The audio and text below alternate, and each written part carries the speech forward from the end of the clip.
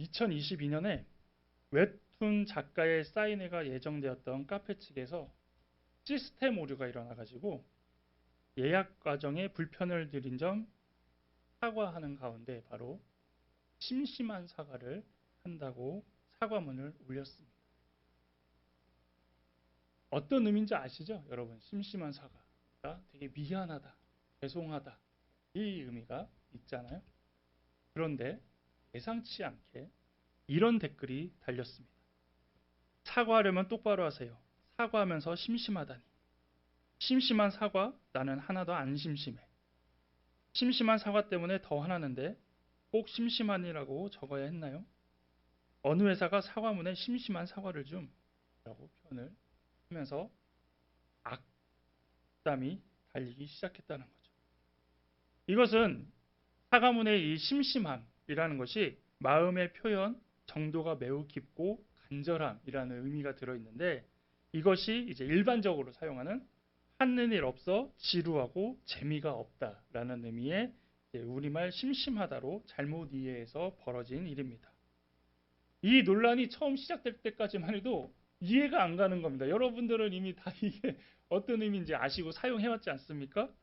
근데 이게 무슨 논란거리냐라고 생각이 됐지만 당시에는 엄청나게 이거 가지고 인터넷상에서도 이야기가 됐고 이 심심한이라는 단어뿐만 아니라 금일, 금일이 언제죠?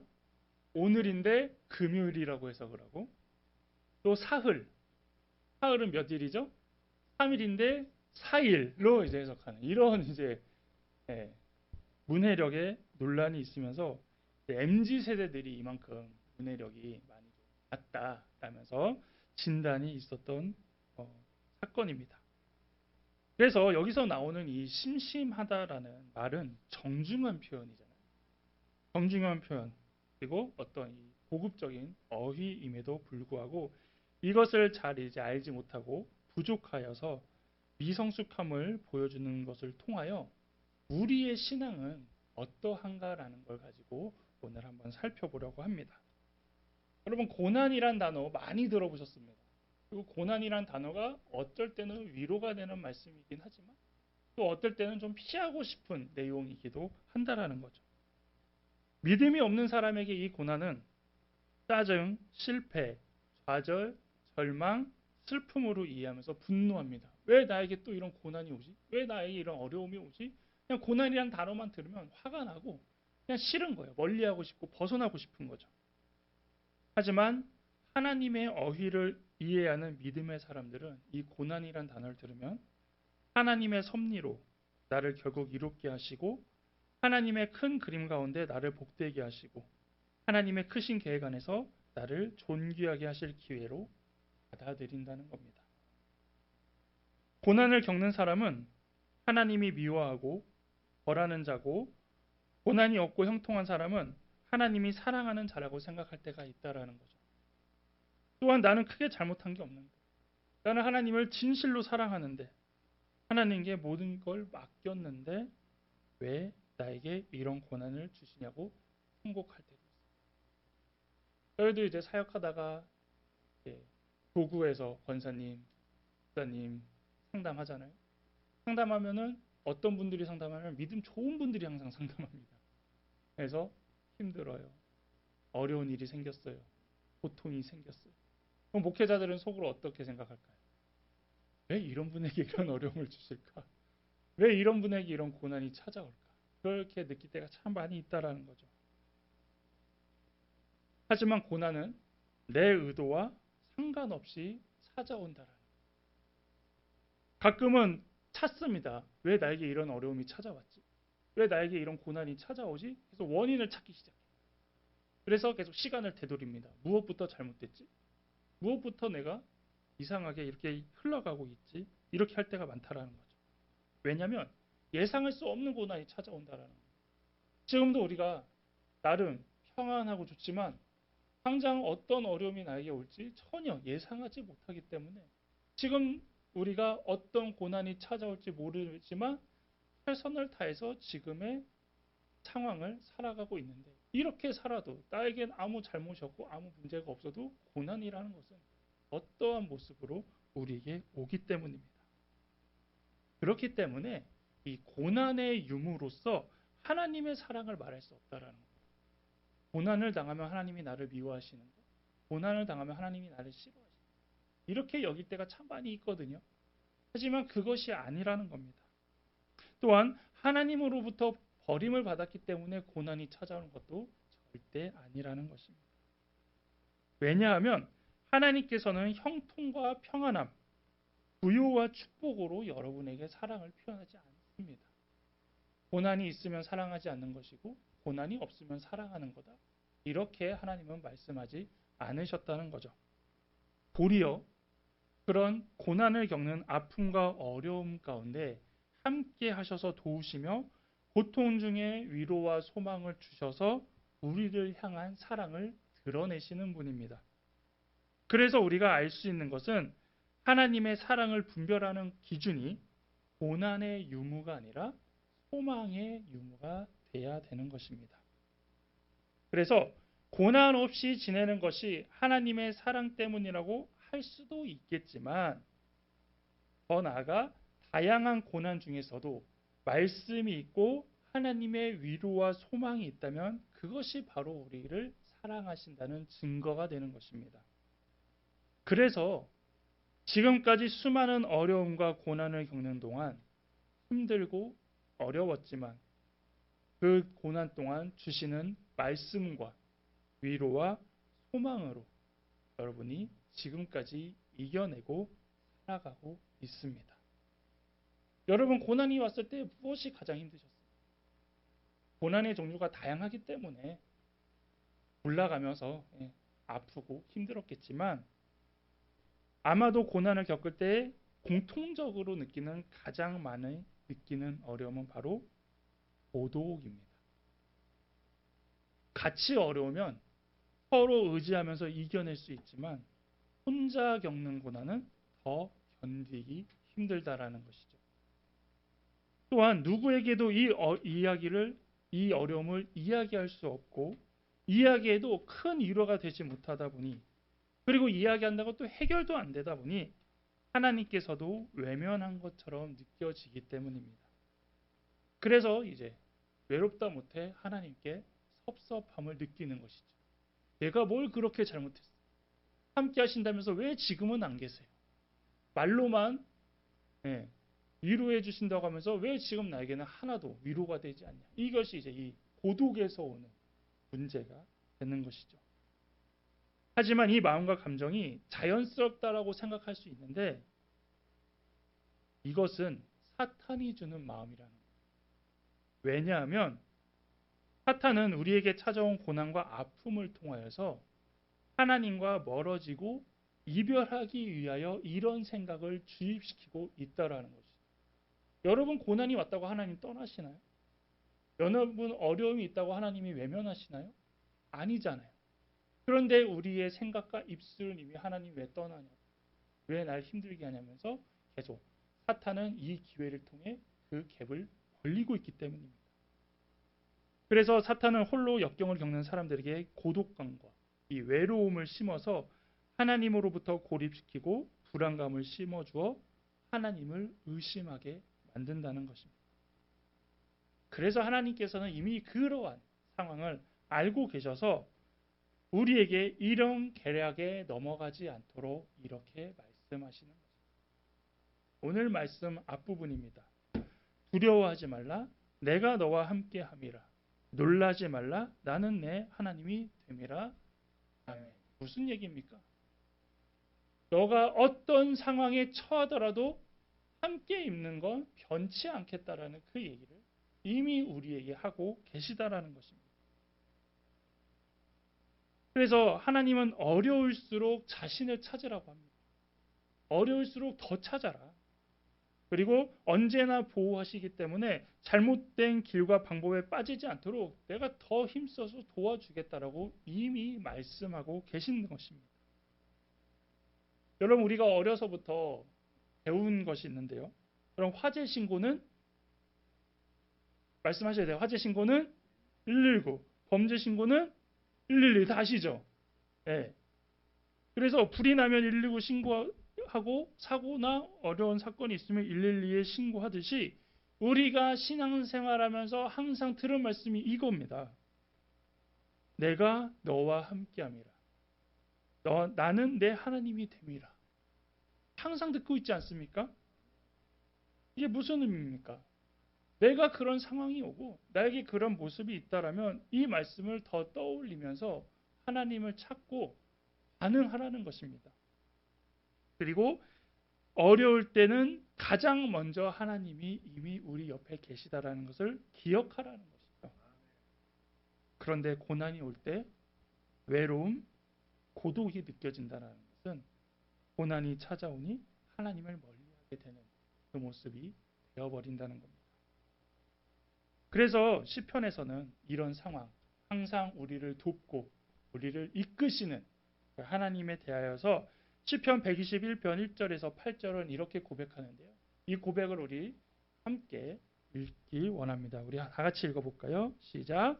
내가 산을 향하여 눈을 들리라. 나의 도움이 어디서 올까? 나의 도움은 천지를 지으신 여호와에게서라. 여호와께서 너를 실족하지 아니하게 하시며 너를 지키시는 이가 졸지 아니하시리로다. 이스라엘을 지키시는 이는 졸지도 아니하시고 주무시지도 아니하시. 더 있습니다. 자, 여호와께서 내 오른쪽에서 내 그늘이 되시나니 낮의 해가 너를 상하게 하지 아니하며 밤의 달도 너를 해치지 아니하리로다. 여호와께서 너를 지켜 모든 환난을 면하게 하시며 또 내 영혼을 지키시리로다. 여호와께서 너의 출입을 지금부터 영원까지 지키시리로다. 아멘. 하나님이 우리를 떠나서 고난이 온다라는 것은 더 이상 잘못된 생각입니다. 또한 하나님께서 침묵하고 계신 것이지 우리를 떠난 것은 아니라는 겁니다.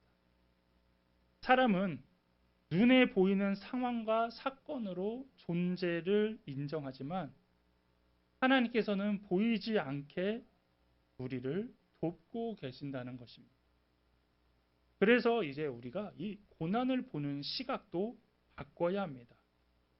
고난을 실패와 손해의 시간이 아니라 도리어 유익의 시간으로 우리는 이해할 수 있어야 합니다. 왜냐하면 하나님께서는 이 고난을 통해 우리를 더욱 굳세게 하시기 때문입니다. 오늘 말씀 중반부터 다시 보면 내가 너를 굳세게 하리라. 참으로 너를 도와주리라. 참으로 나의 의로운 오른손으로 너를 붙들리라. 아멘. 하나님께서는 우리가 겪고 있는 고난만 간신히 이겨나고 간신히 벗어나게 하시는 분이 아니라 그 고난을 통해 전보다 더 굳세게 하시고 더 강하고 존귀하게 만드시기 때문에 이 고난이 날이 갈수록 강해진다라는 거죠. 여러분 운동해 보신 분은 아실 거예요. 처음에는 천천히 달리기를 시작했다가 점점 힘이 드는 운동으로 변화하면서 기술 운동으로 변하지 않습니까? 우리의 고난도 마찬가지입니다. 사소한 고난은 이젠 고난이 아니죠. 왜? 그것을 넘길 수 있는 근육이 우리에게 생기고 그거를 이겨낼 수 있는 영적 근육이 생기다 보니까 더 강한 고난이 돼야 우리가 훈련이 되고 더 강해지기 때문입니다. 성경에서도 이러한 모습이 많이 보이죠. 요셉의 고난은 꼬이고 꼬이는 답답함 어려움이었습니다. 이스라엘 백성과 모세가 맞닥뜨린 홍해 바다는 진퇴양난의 위기였으며 다윗이 골리앗 앞에 섰을 때는 생사가 결정되는 문제였습니다. 그런데 그 결과들이 이제 어떻게 나타납니까?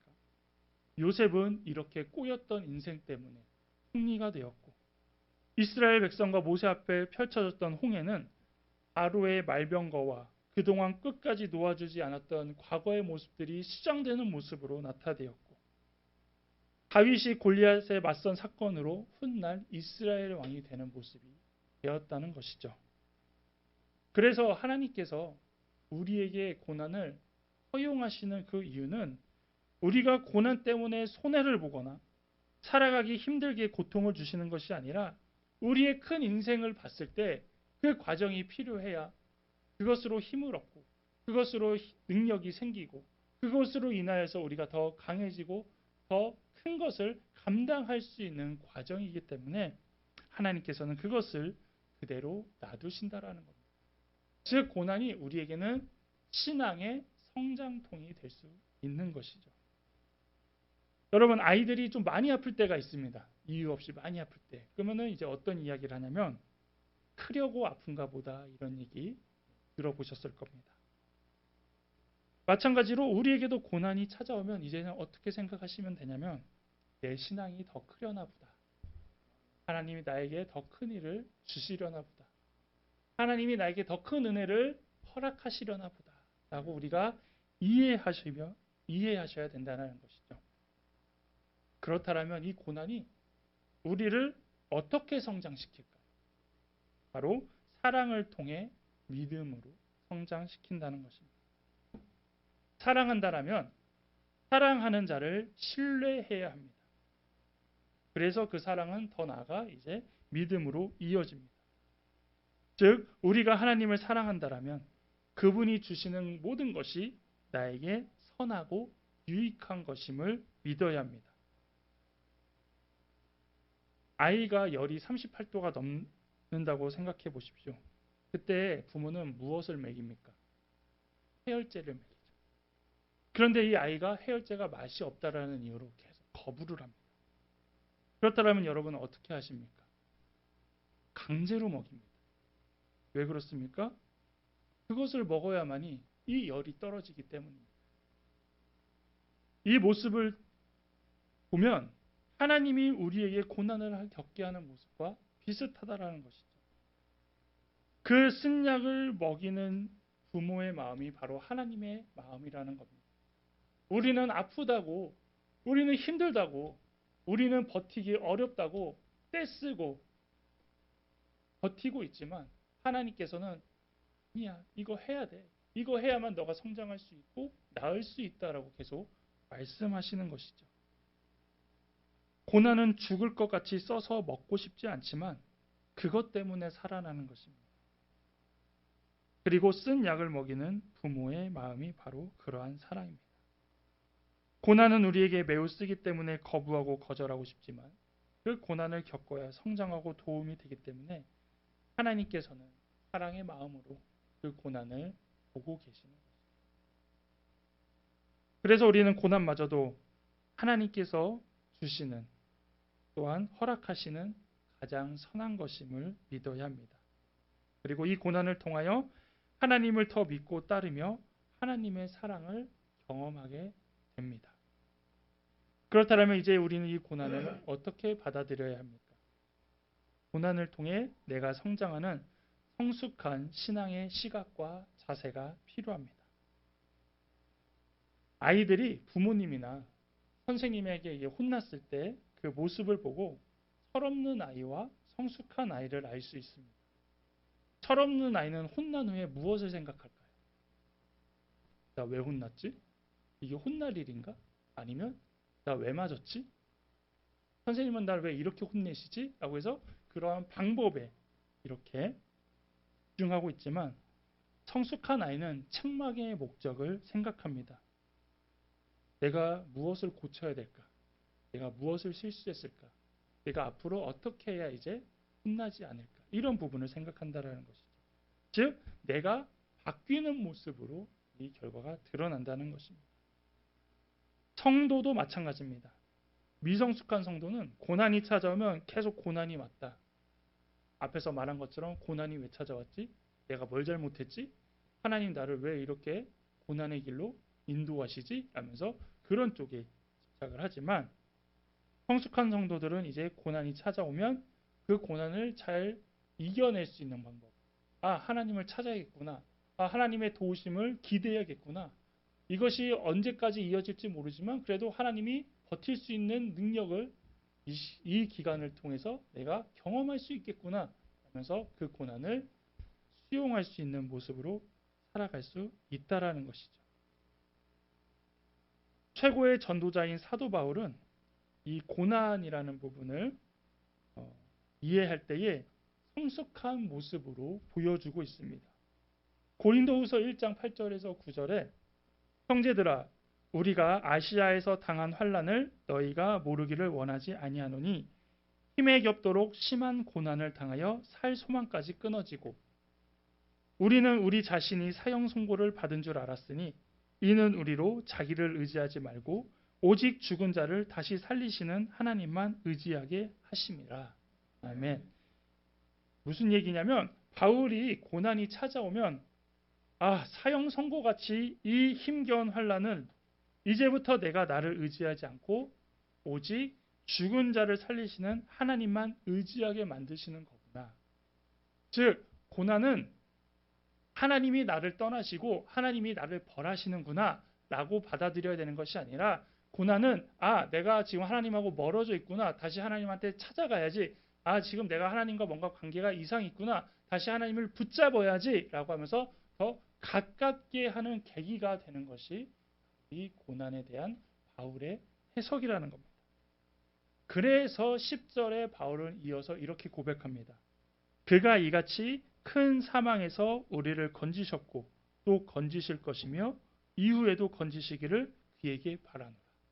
지금까지도 고난을 이겨냈고 지금도 이겨내고 앞으로도 이겨내게 해주실 것을 나는 믿겠다라고 바울은 선언하고 있는 것입니다. 그동안 우리에게 이 고난이라는 것은 어렵고 힘들고 괴롭고 짜증나고 아픈 것으로 내가 버티고 내가 견디고 내가 극복해야 되는 것으로 우리가 이해해 왔습니다. 그래서 그 고난만 찾아오면 이 감사도 어느 순간 원망이 되고 짜증이 되었던 그런 모습들, 또한 그런 가운데서도 하나님의 사람들은 고난의 상황을 잘 버티고 힘을 달라고 하나님의 말씀으로 위로받고 응원과 격려로 버텨왔습니다. 하지만 이제는 이 고난이라는 것을 하나님 나라의 문해력으로 이해해야 합니다. 우리에게 고난이 찾아오면 도와달라는 것으로만 끝나는 것이 아니라 이제는 그 고난까지도 하나님께 다 맡길 수 있는 믿음이 돼야 된다는 것이죠.